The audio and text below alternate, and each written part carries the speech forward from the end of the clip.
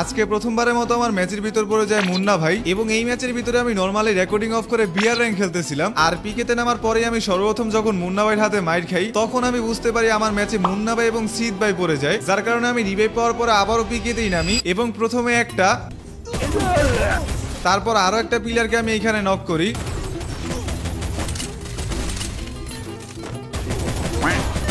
কিন্তু এতক্ষণে এখানে মুন্না ভাইয়ের ফুল টিম চলে আসে এবং আমাকে এখানে মেরে দেয়। যেহেতু পরপর দুইবার আমি এখানে মুন্না ভাইয়ের স্কোয়াডের হাতে মার খাইছি, সেহেতু যেইভাবেই হোক না কেন মুন্না ভাইয়ের ফুল স্কোয়াডকে আমাকে একাই মারতে হবে। তবে আমি মারলে তো তাদের মতো গেম প্লে দিয়ে মারবো না, আমি তাদেরকে আমার নির্যাতনের স্টাইলেই মারবো। এই জন্য আমি রিভাইভ পেয়ে বিমা শক্তি ল্যান্ডিং করি, কারণ আমি আগে থেকেই জানতাম যে তারা পিকে থেকে বিমা শক্তির দিকে আসবে। বলতে বলতে এখানে তার একটা টিমে চলেও আসে এবং আমি তাকে এখানে ফুল ড্যামেজ দিয়ে দিই। তবে এরই মধ্যে আরো একটা টিম এখানে চলে আসে।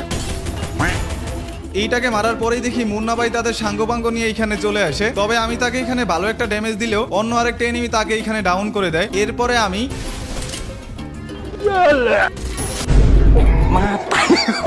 মুন্না ভাইকে এখানে মারার পরে তার যে টিমমেটের সাথে আমি অনেকক্ষণ যাবত ফাইট করতেছিলাম, সে আমাকে এখানে ডাউন করে দেয়। তবে আমার স্টাইলেই সে যখন আমাকে কনফার্ম করতে যায়, मतलब वो अलग ही लेवल का बंदा था।